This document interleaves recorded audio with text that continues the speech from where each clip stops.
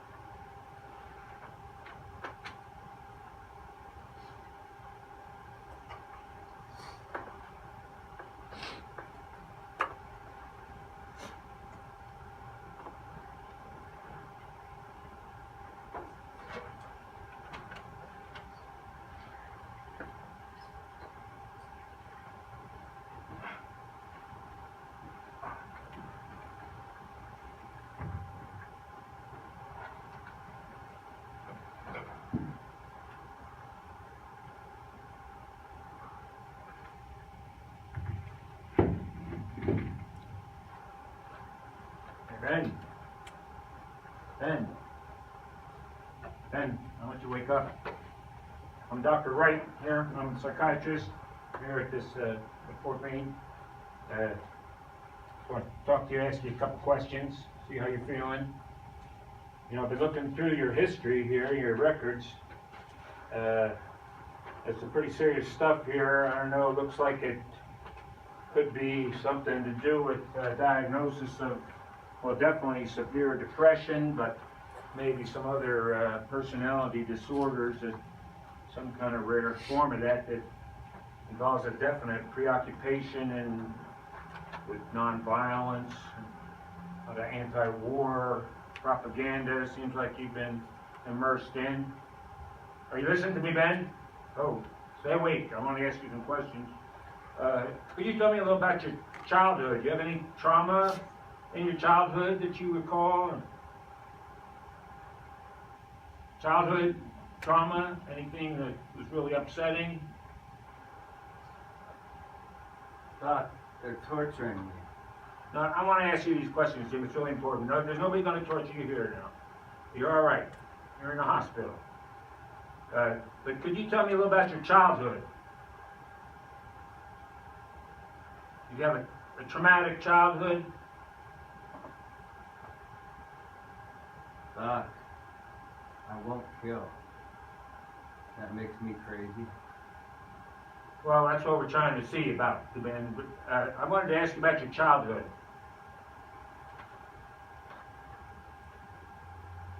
You remember growing up?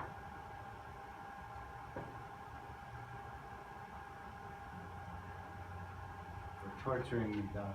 Well, it says here you grew up in a Catholic Irish background. No, that's traumatic. Well, what is this about the hunger strike? I mean, are you eating? Why won't you eat, Ben? They're force feeding me, Doc. 131 days. Well, why won't you eat? My protest. Well, listen, we might try some new medications, Ben. I'll be checking back with you. Hi, man. It's Father Ryan from the Archdiocese. Father Ryan. My God, Ben, what have they done to said you were you? coming. God, Father.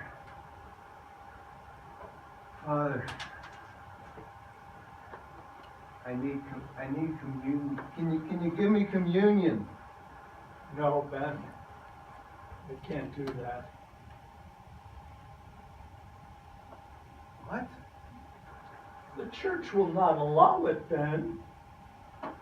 It's your hunger strike. My hunger strike. You've been giving me communion since I was a kid. Your hunger strike could lead to suicide, Ben. And that is a mortal sin.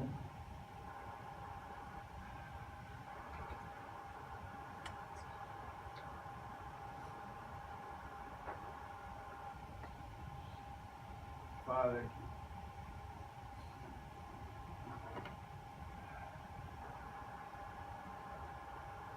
I won't join this war, Father. Isn't that what you call it? Just war? Ben, Cardinal Gibbons has declared that all Catholics will support this war.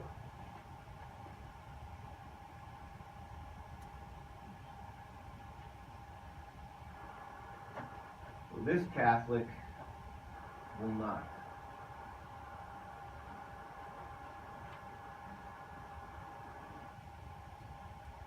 The National Catholic Council has decreed that this is a war that must be followed by all Catholics. National Catholic War Council? Yes. Is this a joke? Father, you've always opposed war.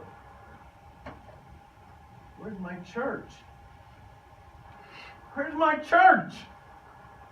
Ben, may God have mercy on your soul. Thou shalt not kill!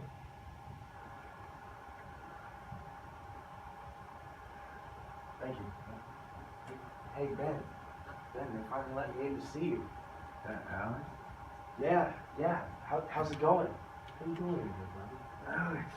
Are you okay? Can we sit up? Ben, How's Mary? Mary, she's doing great. But you know what? I got great news. They want to offer you a plea. You gotta get you home, man. Mary, she's having the baby. You get home, you can be with them. The baby's They'll due give you a soon. desk job. They're gonna give you a desk job. You won't have to fight in the war. You won't have to kill. But we need you to come home, man. Desk job. Alex, if I'm pushing papers or pulling a trigger, I'm still part of the war. I'm sorry. I mean, geez, Ben, what more do you want? I mean, you say you don't want to kill people. But look at you. You're gonna die in here, Ben. Think about it. Think about Mary. Think about the baby. Think about the future. Alex, I'm in the army of peace. And in that army, I'll live and die. Tell Mary I love her. I can't believe you're doing this, Ben. Don't do this. Don't do this. The tramway workers, they're striking, aren't they? In Denver. Yes, they are. They tried to kill us at Ludlow. The workers. But they can't keep us down. This war, this is a capitalist war. Who's getting rich from this war? Look at the sacrifice. Thanks for coming out.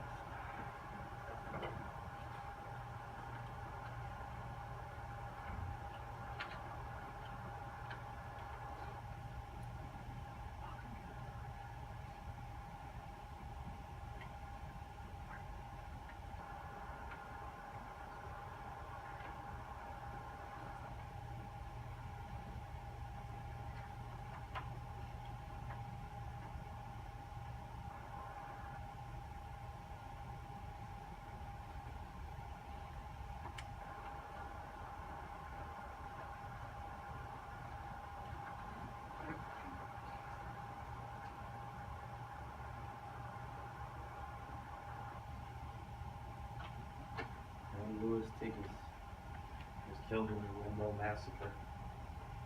Ben Salmon was an organizer, a friend to working people. murder of minors, women, and children at Ludlow outraged men who understood that all wars are waged on the poor. Remember Bandstand.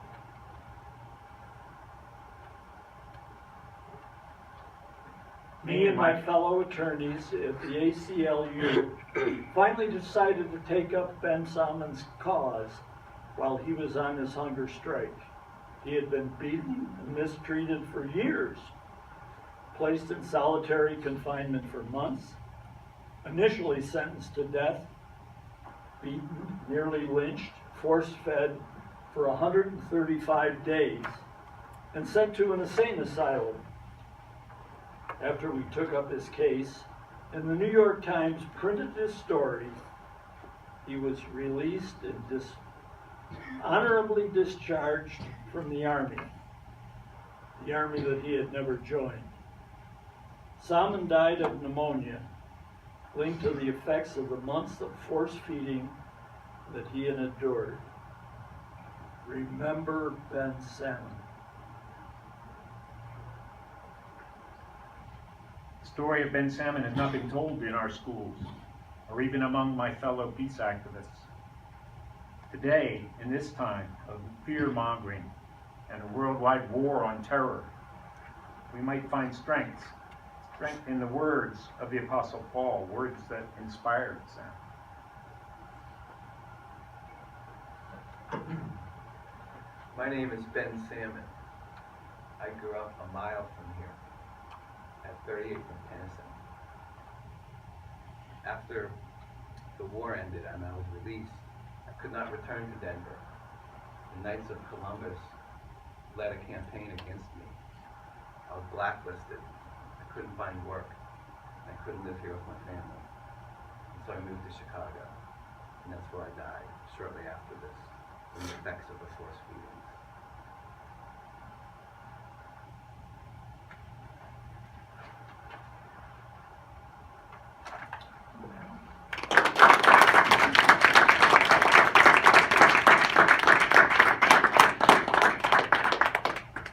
So thank you everyone for your attention.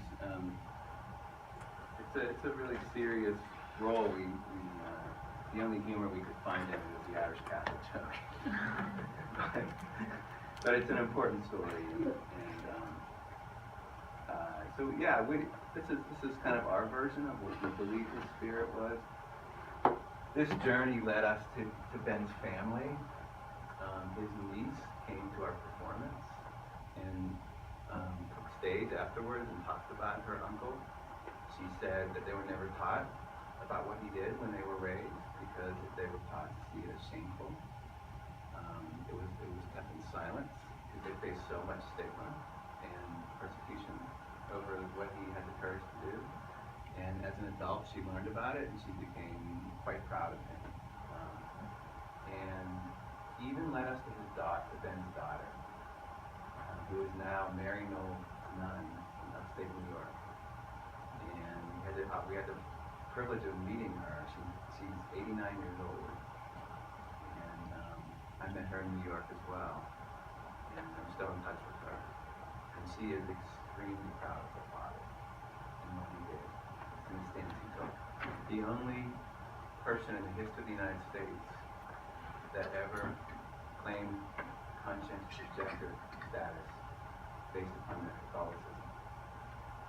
A lot of Quakers, Mennonites done this, but Ben was a Catholic, being Catholic. So, yeah, but we'd love to hear your thoughts and reactions. See if we can have a little dialogue before we perform our final story. What do you guys think?